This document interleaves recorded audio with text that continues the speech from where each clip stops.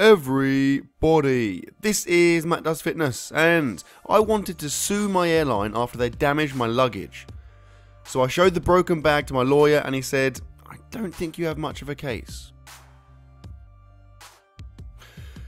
Okay, this is my squat highlights from week 2 of my 5th cycle, and as you may well have ascertained from the title, I am a wizard. I'm not sure if you're familiar with the Lord of the Rings films, but Gandalf is someone who I would very much liken myself to these days. Now, the reason I say that is, it's twofold really. The first thing, basically, is that my squats are unreal. They are literally flying up. I seem to be defying science, medical, physiological, anatomical. It doesn't make sense.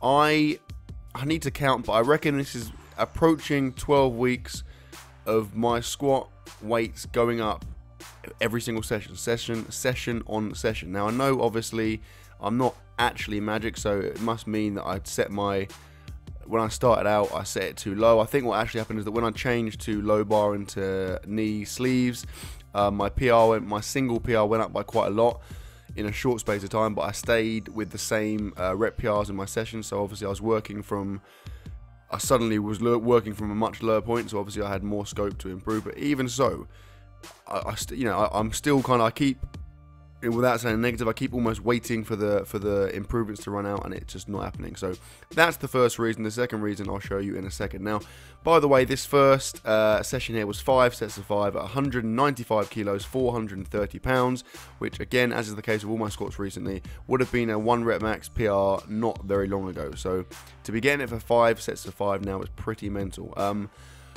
The camera which I use only recorded 5 sets, and when I say it only recorded 5 sets, what am I saying? Only recorded 4 sets.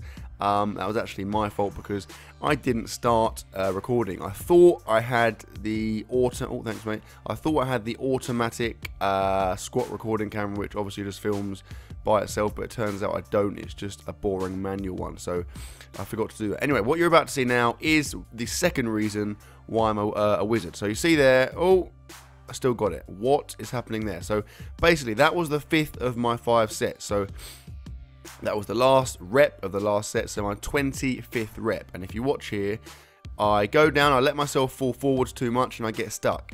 I was about to dump the bar when I suddenly felt like it doesn't feel too heavy, so I just kind of sat down again, waited for a second, and then squatted it up. So I essentially did a very uncomfortable pause squat at 430 pounds on my 25th rep of a session, which is pretty insane. Like I said, considering that would have been a PR for a single not very long ago, to be getting that for a pause rep on my 25th rep of a 5 sets of 5 session is madness. Something befitting Gandalf or what's the other wizard? Saruman, isn't it? I think he's like a bad wizard, but initially he's a good wizard. So in his good days, yeah, befitting him as well.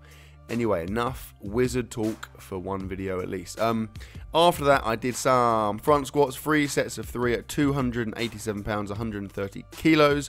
That was nice and light, probably too light to be fair, but after I started going, I couldn't bother to change the weight.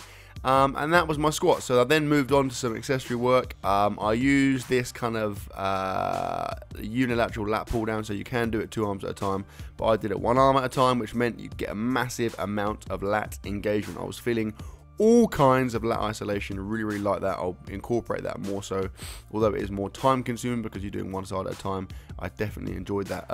I did 3 sets of 12ish on this, keeping it fairly light, so like I said, I can engage my lats as much as possible. And I find that obviously I don't often do it one arm at a time, but as is the case with most things, when you do that, it really gives you a chance because you are literally focusing on one muscle group as opposed to 2 on each side of your body, so it does make it slightly easier. And I finished the session, why not, YOLO, with some barbell arm curls in the squat rack. I did 3 sets of fairly low reps. No, it's a lie, 4 sets of low reps. I think it was kind of 8 to about 6 because I went relatively heavy and I was pretty smashed by this point, and there was quite a bit of cheating going on there, but we're all friends here, so let's just, you know, you've done some wrong, I've done some wrong, we've all done a bit wrong, let's just move on and get on with our lives. Right, that was the first session done. Now this is the second session, and the first session was good, this session was even better. Here I went for 5 sets of 3 at 452 pounds, 205 kilos, and again the weight has gone up, and again it's another rep PR, and again what is happening. Now what I did here, you may notice if you have functioning eyes, is that I've turned around. So I've moved the pins in the rack to the other side so that I'm not facing the mirror. A few people kind of mentioned this to me, and to be fair, it does make sense. I don't want to get used to squatting facing a mirror, because then obviously when it comes to a competition or any scenario where I don't have a mirror, I'm going to struggle. I've had years of not using one in my other gym, a crappy gym, so it's not an issue. So that's what I'm going to do from here on in, and it does make more sense. I mean, ironically enough, I've only been using the mirror for like 2 weeks, but already I did feel a little bit strange not having it. I felt kind of uncomfortable in my setup. Also, the one thing I do like about the mirror is that obviously it enables you to get the bar right in the middle of your back, whereas without that, you're kind of just guesstimating it. Now here, I mean, I felt it was quite strange. I felt pretty crappy warming up. On my last single before I went into this, it was a bit of a grind and I wasn't feeling very confident at all. But the first set of 3 felt unbelievably easy, to the point whereby kind of the sets after that I was a little bit complacent because the first one felt so easy.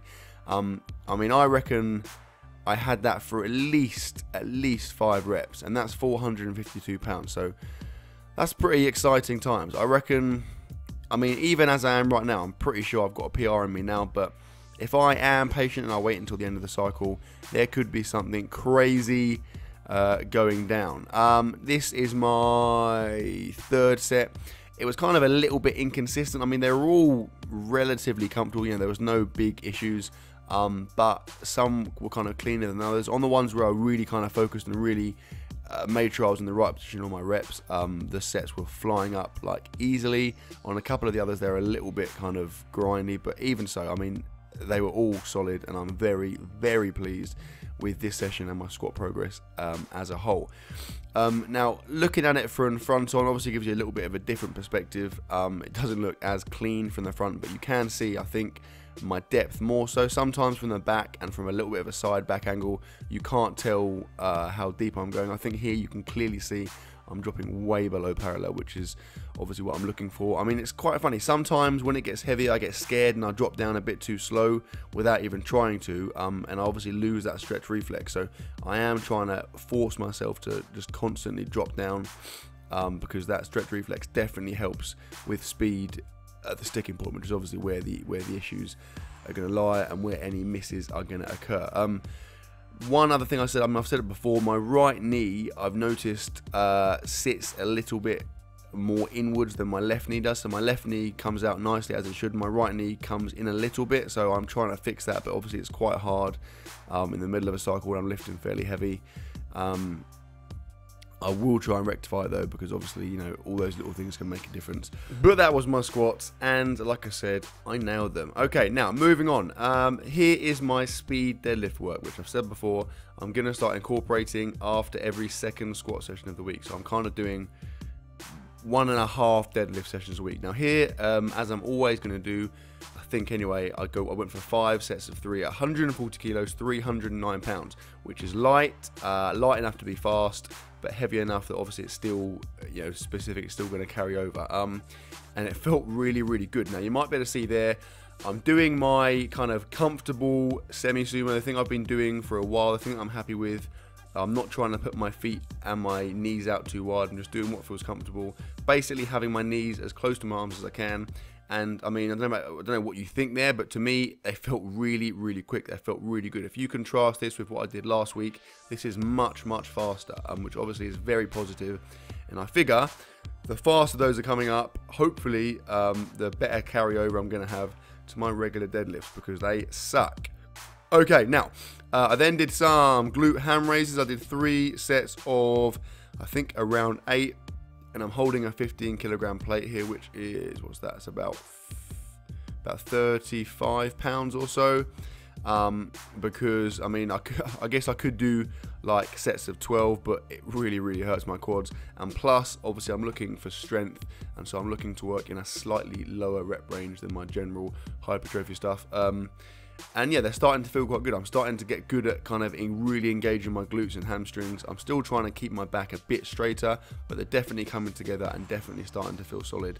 And again, all these things together hopefully are going to carry over to my deadlift, because at the end of the day, that is what I'm trying to rectify. I want to get a massive deadlift by the end of this cycle, because it is well overdue. Okay, now, hypertrophy accessory type stuff. I did some machine rows on this machine, which is kind of like almost kind of rowing upwards, which I guess kind of hits traps a little bit more as well. I did 3 sets of 12 there. Again, feeling a lot of back engagement. I am all over these new machines I'm getting to use. They're so good. I feel like a kid in a sweet shop. And here again, I'm doing another one of the machines, a lat pull down. It feels weird at first because your hands are kind of facing, kind of angling upwards, but when you come down, it feels very natural. And again, it allows you to really engage your lats, which is a big weak area for me, I believe. I did 3 sets of 12 there, and that, my friends, was my session, and that was my week. So hope you enjoyed the video, guys. Please like, comment, share, subscribe as always, and I will see you tomorrow.